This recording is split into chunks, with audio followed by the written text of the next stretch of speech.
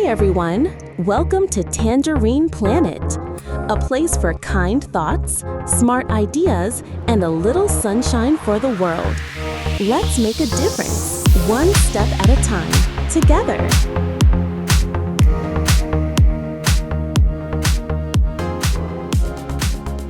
Welcome back to the Deep Dive. We're wrapping up a really powerful series where we've journeyed deep into the world of mindfulness. It's been quite an exploration. Yeah, we've looked at its roots, the personal benefits, how it connects to our brains, our bodies, all that stuff. But today, we're taking everything we've learned and, well, we're tackling maybe the biggest, most daunting question of all. Yes, absolutely. Because, let's face it, when you look around at the world right now, it feels like we're just swimming in this sea of complexity of crisis, doesn't it? Totally. It feels chaotic. And you see it pop up first, often in the places closest to us.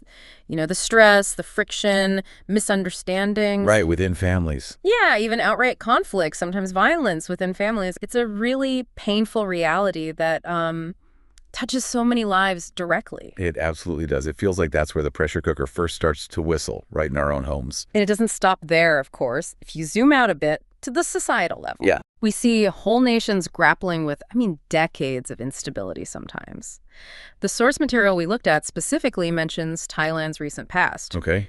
20 years marked by really deep-seated problems, political upheaval, coups, street protests that turned violent. Wow. And these recurring economic crises that have just squeezed people's livelihoods, forced businesses to close down. This isn't just like distant news headlines. It impacts daily life for millions. On a massive scale. And then, if you pull back even further, the global stage, the picture gets even more, well, alarming. The source really describes an unprecedented scale of global challenges. We're seeing these proxy wars, like the conflicts in Ukraine, the Israel-Hamas conflict. Things that feel terrifyingly close to escalating. Exactly. They feel like they could spiral into a much wider global conflict. And these aren't contained incidents, are they? They draw in and affect, as the source puts it, half the world. Through alliances, economic fallout. Humanitarian impact, yeah. All of it. And that specter of nuclear conflict, which maybe felt like it faded a bit after the Cold War. It's back, chillingly so. Precisely. The source notes it's really more than just a theoretical threat. Numerous nations possess these arsenals far, far exceeding what's needed to destroy the planet many times over.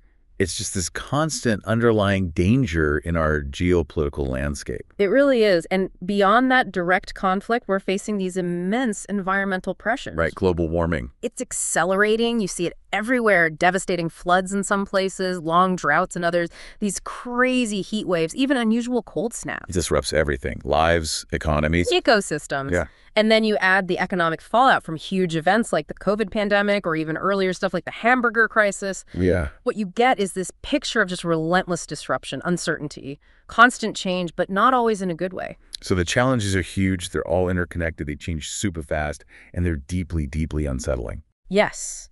And at their core, they are sources of immense suffering and conflict, really on every level imaginable. Which brings us back to that central, really compelling question the source wrestles with. Exactly.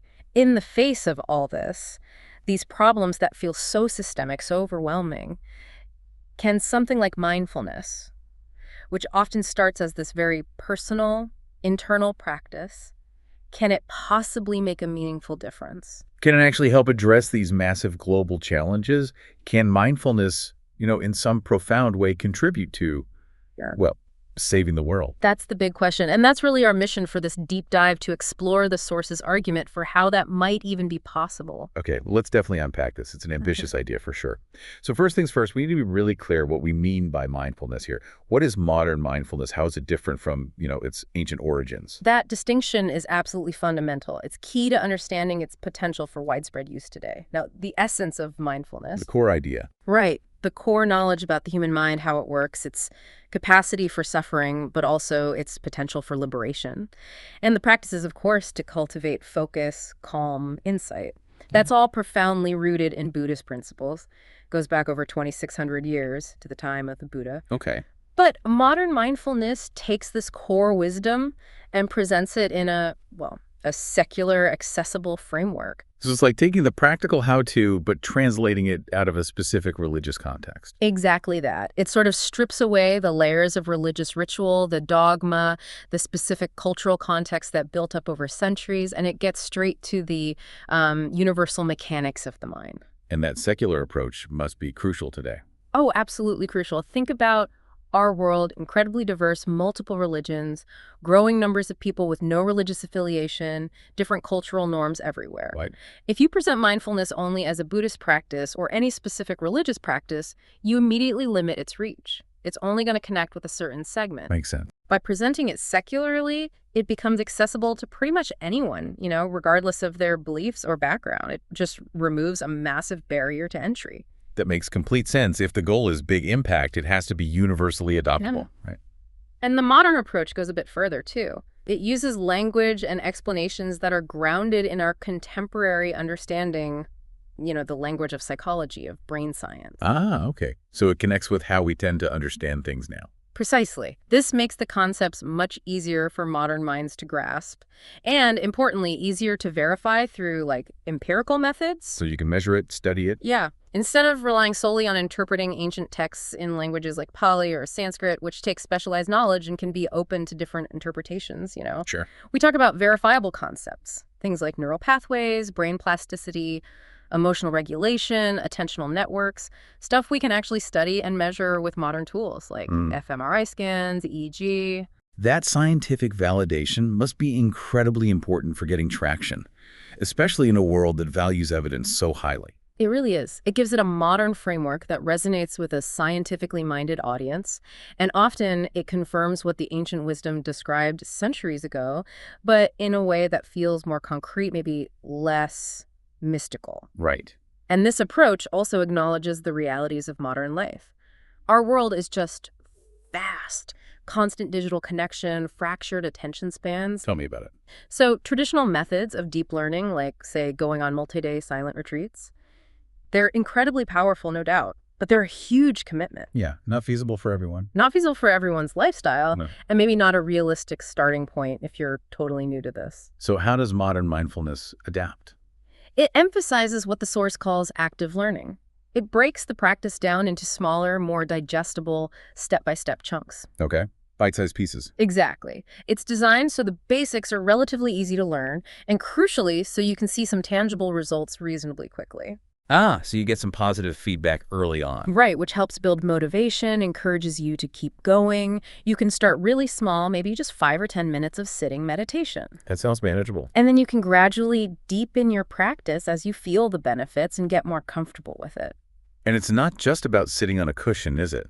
That practical application in daily life seems like a huge part of it. Oh, absolutely essential. The goal isn't just to have a formal meditation practice. It's really about integrating mindfulness into everything you do. It's a way of being. So like while you're doing dishes. Exactly. You can practice mindful breathing while sitting, standing, walking. You can bring mindfulness to simple everyday tasks. Mindfully washing the dishes, like you said, mindfully picking up an object, mindfully eating. Okay. Or critically, being mindfully present when you're listening to someone speak or when you are speaking yourself. It's designed to be applicable even in the busiest moments. So it's practical, accessible, fits into modern life, and it's backed by science. You mentioned the scientific validation again. How deep does that connection actually go? This is where it gets really fascinating, and it lends significant weight, especially in the modern world.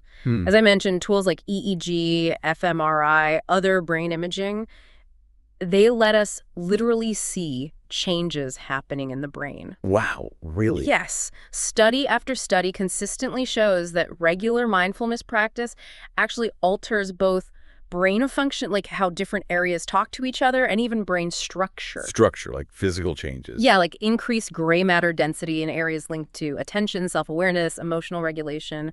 This empirical evidence is just powerful validation for what the ancient practices claimed. It's like science is finally catching up and providing the how for the what that wisdom traditions knew for millennia. That's a great way to put it. And the source takes this connection even a step further, drawing this really interesting parallel between ancient wisdom and modern physics. Physics, how does that connect? Well, Concepts in modern physics think quantum theory, relativity. They suggest a reality that's far less fixed, solid, and predictable than our everyday perception tells us. Okay, like things being uncertain at a quantum level. Exactly. Quantum particles existing in multiple states at once, the way space-time can bend and warp in relativity, this inherent fluidity and uncertainty in physics aligns remarkably well with the core Buddhist principle of impermanence, or anicca. Anicca, meaning everything changes. Right.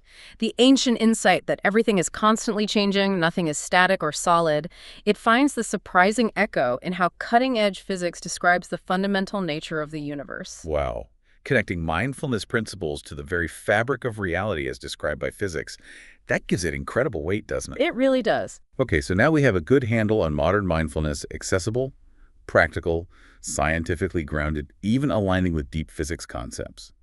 Now let's circle back and confront the scale of those problems we outlined at the start. Given how huge and interconnected these global challenges are, how does the source argue that mindfulness can possibly be a solution? The source proposes a path, really. It starts close to home and then expands outwards, kind of like ripples in a pond. Okay. Where does it begin? It begins at the most accessible level, the individual and the family. This is where most people can directly see and feel the impact of stress, of emotion, of, well, mindlessness. Yeah, it's where we first feel that friction, like we said. Right. Think about it. You're stressed from work, exhausted, you walk in the door, and maybe a family member says something that just rubs you the wrong way. It happens all the time. What happens then? Often, our base mind, as the source might call it, takes over.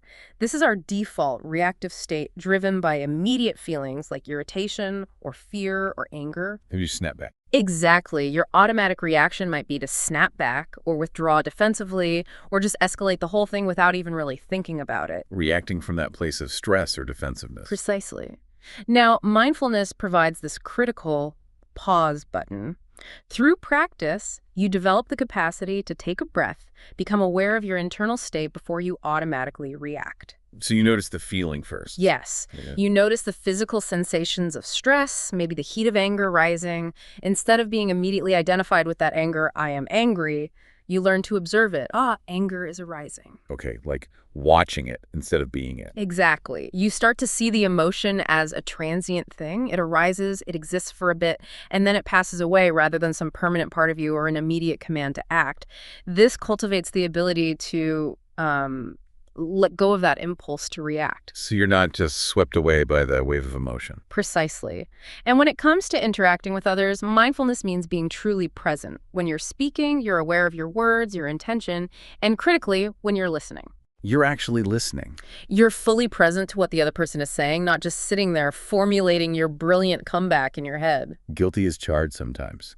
So how does this change the dynamic of conflict? Fundamentally, the source uses that great analogy of two hands clapping for conflict. It usually needs reactive input from both sides to keep going. Right. Takes two to tango. If one person cultivates mindfulness and consciously changes their reactive pattern, maybe chooses not to meet anger with more anger, for instance, it shifts the entire dynamic, their calm presence, their non-reactive response can create space. Space for what? Space for the other person to maybe de-escalate too, or at the very least, it prevents the conflict from just spiraling upwards. This individual and family level is the most direct place and often the easiest place for people to really see and feel the tangible benefits of practice. Okay, that makes a lot of intuitive sense on that smaller scale. But how does this possibly jump to the complexity of, say, an organization, a workplace? Yeah, that's a bigger leap. The source explores this through the concept of mindfulness in organizations, and it notes that the focus here has evolved. It used to be mainly about mindful leadership. Just training the bosses. Pretty much. But now there's recognition that you really need to involve the whole organization, hundreds, maybe thousands of people, because an organization's culture, its effectiveness, it's not just dictated by the CEO. Right, it's the sum of all the parts. It's a product of the collective interactions, the collective states of mind within it. So it's about cultivating a mindful culture, not just a few mindful individuals at the top. Precisely. And practical applications get introduced into everyday work life. Could be something as simple as starting meetings with just a few minutes of sitting meditation or mindful breathing. To help people arrive and focus. Yeah, just settle in. Or maybe using visual cues or even little sounds throughout the day just to remind people to pause, check in mindfully for a moment.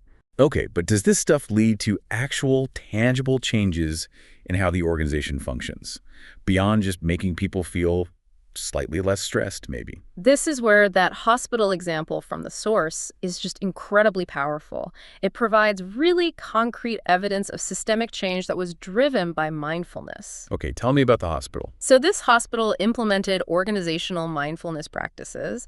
They encouraged their staff to engage in mindful reflection, really looking at their work processes, their environment, with awareness. And through this collective mindful awareness, they identified a problem they hadn't really fully clocked before: the significant amount of waste being generated by their training buffets. Buffet waste. Yeah, that's common, but often just seen as like the cost of doing business. Exactly. But seen through a mindful lens, it became visible as a real area for improvement, and they connected it to the broader principle of sustainability. So the awareness shifted their perspective. It did. And this awareness led to a simple, practical change. They replaced the buffets with individual bento boxes for the training meals. Okay, less waste potential there. But they didn't stop there. And this is the crucial part. The mindful reflection extended to the aftermath, to what happened with those boxes. They implemented a really detailed system for separating the waste. How so? Food scraps were specifically collected in one bin, designated to be used for organic fertilizer. And the plastic boxes and lids were rigorously separated for recycling. Wow, that's a step beyond just switching the meal type. That's thinking through the whole life cycle. It really is. And the source highlights this as such a powerful example of how mindful awareness cultivated within an organization doesn't just lead to individual calm. It leads to collective insight, that aha moment about the waste, and then importantly to concrete action that promotes sustainability and reduces negative impact. It really shows that mindful organizations can actually think and act differently, even on really practical stuff like managing trash. Exactly.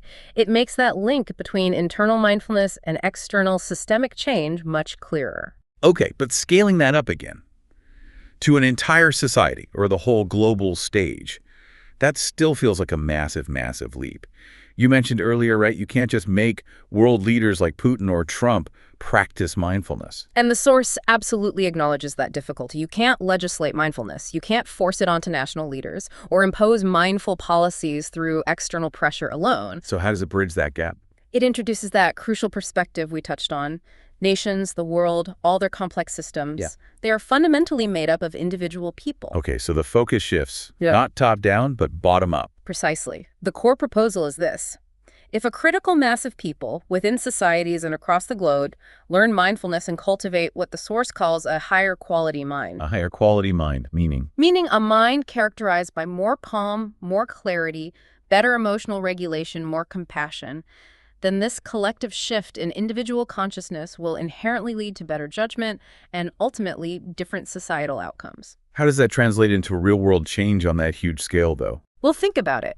An improved individual mind influences behavior, right?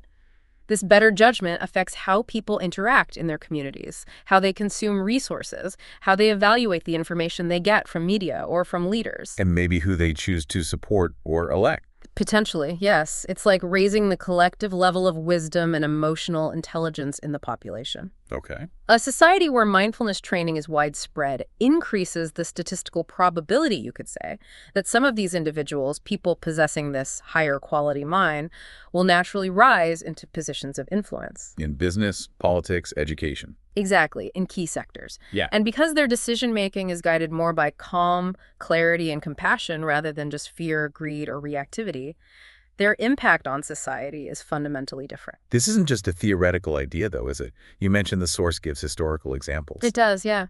Drawing from ancient India back around the time of the Buddha, this was a period when mindfulness practices were spreading. The source highlights two major, powerful kingdoms of that era: Kosala, ruled by King Pasenadi, and Magadha, ruled by King Bimbisara. Now, both these powerful kings eventually developed an interest in and actually adopted mindfulness practices. How did that happen? Did the Buddha teach them directly? Well, in King Pasenadi's case, it's noted his interest was sparked because his queen had learned and practiced mindfulness. He saw the benefits in her, or was influenced by her transformed state. Interesting. The point is, because mindfulness learning was becoming more widespread in the society around them, the exposure, the opportunity for that influence to happen was much higher. Right. It was in the air, so to speak. And what was the impact of these powerful rulers adopting mindfulness? The source points to a really significant historical outcome: increased peace between these two dominant kingdoms. Before they engaged with these practices, there were tensions, conflicts. Afterwards, the relationship became notably more peaceful and stable. It strongly suggests that even at the highest levels of political power, the personal cultivation of mindfulness by leaders can lead to dramatically different, more peaceful outcomes on a large scale. That's a remarkable historical shift to attribute, even partly, to the spread of mindfulness. And there's another compelling example: King Ashoka.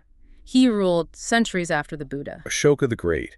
Wasn't he known for being a fierce warrior initially? Exactly. He was initially a brutal warrior king, famous for his vast conquests achieved through immense violence and suffering. Just ruthless. Yeah. But crucially, he lived in a society where the seeds of mindfulness and compassion spread by the monastic tradition, by lay practitioners, were present. They were part of the cultural milieu. Through exposure to this, he learned and adopted these principles himself. And his reign completely transformed, right? Absolutely. His personal transformation led to a 180-degree shift in his ruling philosophy. He famously renounced violence. He dedicated his reign to spreading principles of peace, compassion, social welfare, religious tolerance, etching these ideals onto pillars and rocks throughout his massive empire. That's such a dramatic illustration, an individual's deep internal shift, because the practices were available in his society, having this colossal positive impact. Exactly. It shows how one person's change can affect millions. These historical examples really bolster that argument for the ripple effect, don't they? That widespread individual learning can actually, over time, influence even the most powerful figures and fundamentally alter the course of entire societies. We make a strong case for it. But let's talk about forces that seem inherently opposed to this kind of peaceful, mindful approach. Things like raw power dynamics or the relentless drive of capitalism. How does the source address these really systemic issues? Yeah, these are critical points of tension, absolutely. Let's look at mindfulness and power dynamics first. The source offers a pretty sharp analysis of how the base mind operates, especially when it gets amplified by power or strong disagreement. The base mind, again, that reactive state. Right. It takes simple, different opinions, and driven by reactivity and fear, it quickly escalates them. Turning disagreement into outright conflict. Exactly. It moves from different opinions to rigidly asserting, this is right, that is wrong. Once that binary is set up, it rapidly leads to creating division, us versus them. And the really dangerous endpoint of this base mind process, particularly when it's combined with power, is the conclusion that the opposing side should not exist. Wow, it's dark. And that becomes the justification for suppression, for violence, even for genocide. This pattern, the source points out, is visible throughout history and sadly in conflicts around the world right now. It's a terrifying trajectory, and it seems driven by these fundamental psychological states. Now contrast that with the higher quality mind, the state cultivated through mindfulness and calm. This state isn't reactive in the same way. How is it different? It fosters qualities like emotional regulation, so you can stay centered even when people disagree with you strongly. It cultivates patience, tolerance for ambiguity, for differing views, the capacity for genuine acceptance, even forgiveness and compassion. Skills we desperately need. These are the very skills needed for peaceful coexistence at any level, whether it's a family argument or a complex international diplomacy. So mindfulness doesn't magically eliminate disagreement, but it changes the way we engage with it. Precisely. The argument is if individuals, both those holding power and those subject to it, cultivate this higher quality mind, their interactions just change fundamentally. Discussions become less about that instinctive reaction, that need to win at all costs. Right. And more about understanding, about wisdom, about finding constructive solutions. It elevates the dialogue to what the source calls intellectual discussion rather than just primal conflict. And this goes beyond just standard conflict resolution techniques. Well, the source suggests that while mainstream psychology offers valuable tools for managing conflict and fostering acceptance, mindfulness provides the deep internal capacity to embody that tolerance, that forgiveness, on a much higher, more genuine level. It's not just a technique, it's a change in being. Okay. What about capitalism? That seems like another huge challenge. It often seems to drive desire, consumption, inherently at odds with contentment or living sufficiently. That's another very valid tension. Capitalism often does thrive on stimulating desire, encouraging more and more consumption. Right. However, the source makes this crucial point. regardless of the specific economic system we have, for human survival, for long-term well-being on this planet, the absolute non-negotiable critical factor is sustainability. And mindless consumption is the enemy of sustainability. Directly. Unthinking, automatic consumption, often driven by that base mind pursuing pleasure or avoiding discomfort, and amplified constantly by consumer culture, leads to devastating consequences for the planet. We see it everywhere. Like the plastic islands. Exactly. Massive plastic islands in the oceans, breaking down into microplastics that are now found literally everywhere in the food chain, even inside human bodies in our brains. That's terrifying. We see it in the environmental degradation fueling global warming, extreme weather events. This unexamined process, this automatic consumption, creates these incredibly harmful feedback loops that ultimately threaten the very systems we depend on for life. So how does mindfulness help break that cycle? Mindfulness, applied in daily life, particularly around our habits of consumption, how we live, cultivates awareness. Awareness of our genuine needs versus those endless manufactured wants. Seeing the difference. Yes. This awareness supports the principle the source calls living sufficiently in Thai, Portia Hamaring, Propikang, recognizing what is truly enough. And this principle is absolutely essential for achieving sustainability. And this isn't just about individual choices like buying less stuff. It can apply within systems too. Exactly. Let's loop back to that hospital example again. With the waste reduction. Right. Their mindful awareness of the waste problem, which arose within their organizational structure, a structure that exists within a capitalist economy, remember, led directly to a practical, sustainable solution. So it shows it's possible. It demonstrates that it is possible for mindful awareness and action to drive behavioral change that promotes sustainability, even within the existing incentives of a market system. Mindfulness provides that internal compass, that ability to navigate the pressures of capitalism towards more conscious, more sustainable choices, both individually and organizationally. Okay, so the source makes a really compelling case that mindfulness, starting with the individual and rippling outwards, could be this incredibly powerful force for positive change. It might even help address these huge systemic issues.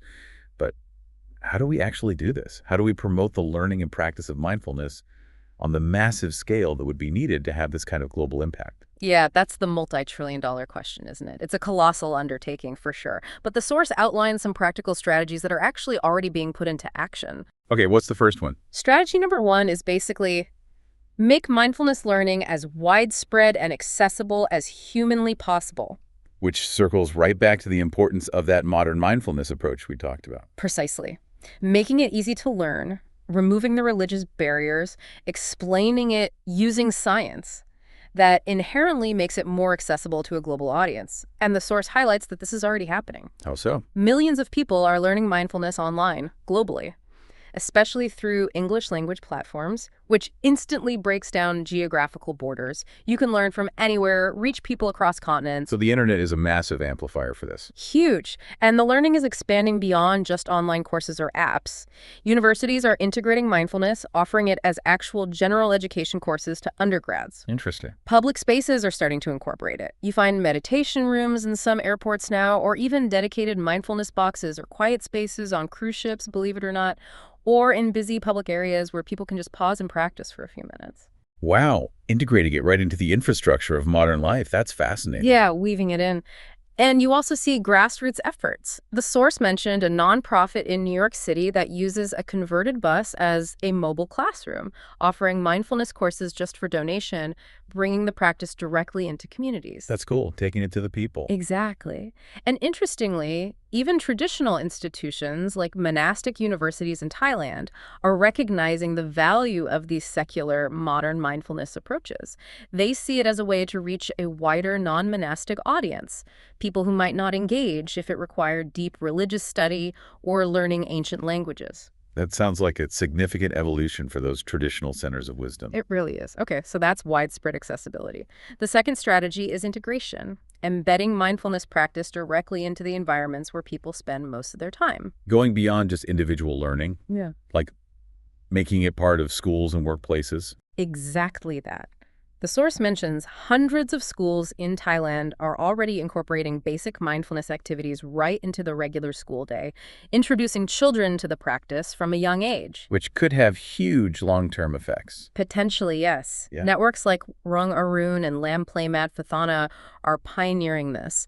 And the key, the source notes, is to make it engaging and relevant for kids, moving away from maybe rigid or overly rote methods that might have been used in the past. Make it feel natural, not like another chore. Right. And as we discussed with the hospital example, organizations are increasingly moving towards embedding mindfulness into their actual culture and operations, not just offering a one-off workshop for leaders. So it becomes part of the fabric of daily life in these places, not just something extra you do on your own time. That's the goal. Now, the third strategy, this one the source identifies as really crucial for accelerating larger societal impact, Joe. is to specifically target influential individuals. Okay, why are the focus there? Well, while widespread learning is essential for that bottom-up shift, focusing some effort on people who hold significant social, economic, or political influence leaders in business, government, media, education, you name it, is seen as strategically important. Because their personal practice, their decisions, can have a disproportionately large impact due to their platform. Absolutely. If influential people learn mindfulness and genuinely integrate it into their lives,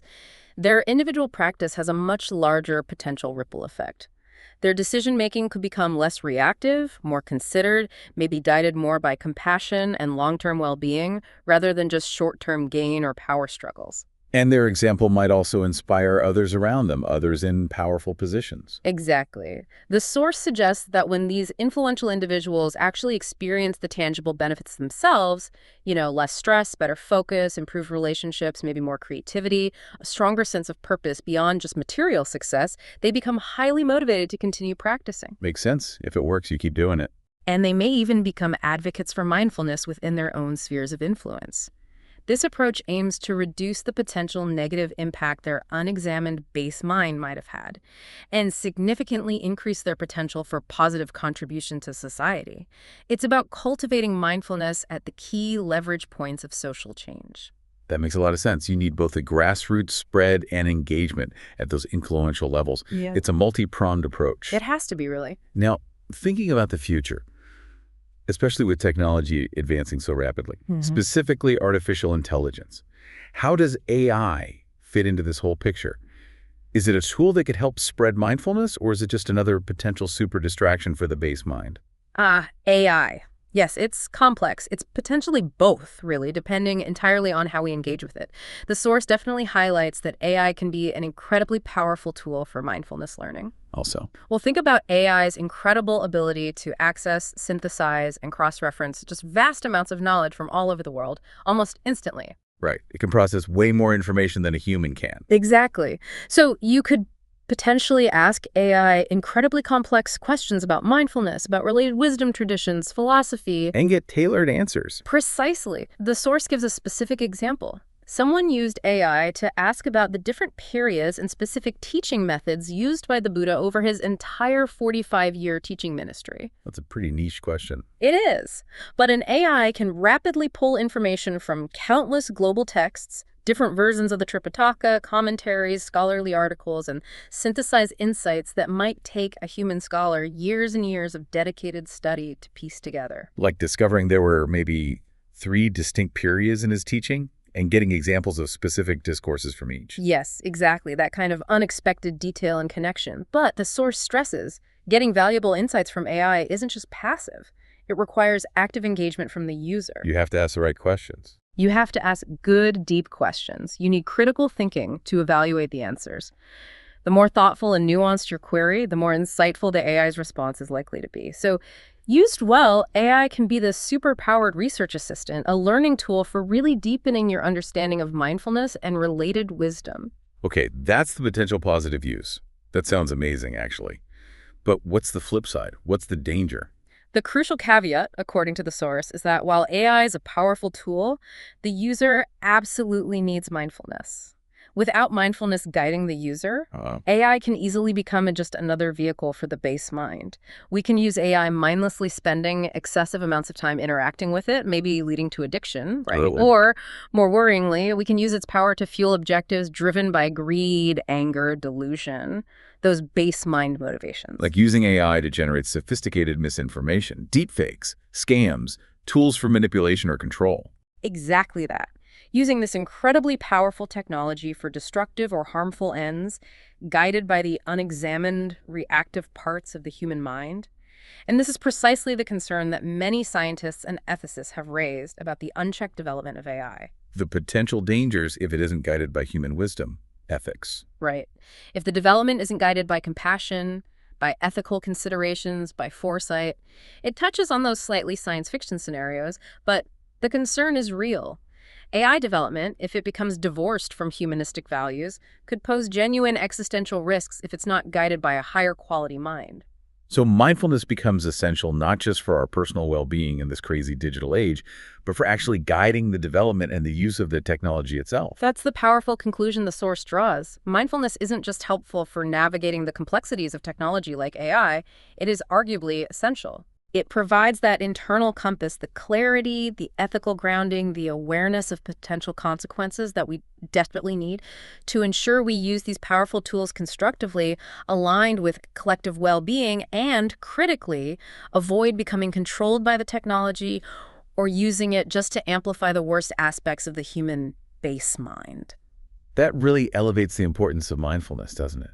From just a personal well-being tool to something potentially critical for navigating the future of technology, maybe even civilization itself. It does seem that way. Well, we have covered a vast amount of ground in this deep dive. Wow. From understanding the accessible nature of modern mindfulness to mapping out the truly daunting scale of global challenges, exploring how mindfulness might offer potential solutions at every single level, from the individual right up to the global.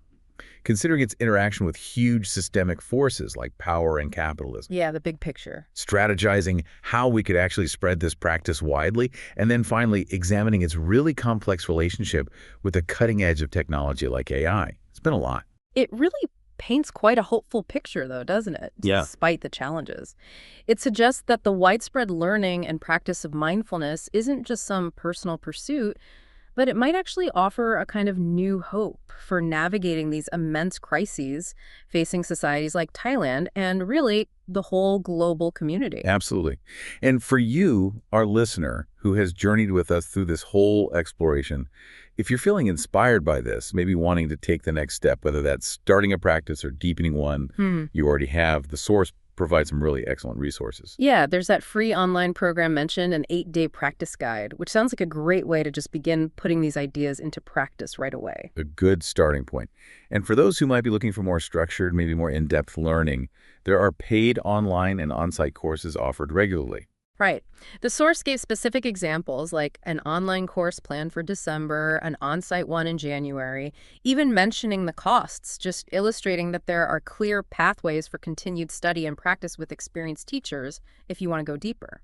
And beyond those structured courses, there's this extensive archive of the Mindfulness Psychology podcast series itself, which was a key source for this deep dive. That's right. Over 70 episodes, and around 30 of them feature the expert whose insights we've been drawing on so heavily today. It's just a real treasure trove of information. Yeah, tons of content there. And helpfully, this deep archive is actually classified into 6 main categories, which makes it easier to navigate and find topics that are most relevant to you. What are the categories? They are mindfulness with life, mindfulness with family, mindfulness with brain science, mindfulness with health, mindfulness in organizations, and mindfulness in Buddhism. Okay, so you can really target your interests. Exactly. You can easily search keywords or just browse these categories on platforms like YouTube to explore specific areas that pique your interest. And the conversation doesn't stop here. There's an upcoming collaboration podcast series mentioned, with more Chaoban starting next year. Yeah, apparently it will continue exploring related themes, often in the same time slot. So that's another way for listeners to keep following along with this kind of content. Great. Where can people find links to all this stuff? You can find more detailed information and links to all these resources by looking for the channels associated with the source material. Things like the Facebook page, Sangsuk Sati, the YouTube channel, Jit with Hayasati, and the website myonsci.org. Perfect. We'll make sure those links are available. We are truly grateful to you, our listener, for tuning into the deep dives and for engaging with these complex, but we think really vital topics. Your questions, your feedback, it's invaluable in shaping these discussions. It really is. And as we conclude this deep dive, maybe let's leave you with one final thought to consider. We've explored this profound idea, right? That shifting the inner landscape of enough individuals can actually ripple outwards to influence the entire world. The ripple effect. Exactly. So if that journey towards a more peaceful, more sustainable, wiser global community truly begins with cultivating mindfulness within ourselves, Right. how does that understanding maybe transform your perception of your own collective responsibility? Good question. And maybe more concretely, what specific tangible step, however small it might seem, can you take today, perhaps inspired by some of the examples we talked about, like the hospital waste or just mindful listening to contribute to that ripple effect? How can you extend it beyond just your personal practice, maybe into your family, your community, your workplace, or even wider? That's a powerful note to end on. Thank you for joining us on this deep dive. We hope it's offered not just information, but maybe also a sense of possibility and even a sense of agency in navigating the considerable challenges of our time. Thanks for being with us today. Don't forget to like, share, subscribe, and tap the bell to keep the good vibes going. Let's join into healing our little world one step at a time, together. And all this is Tangerine Planet. Until next time.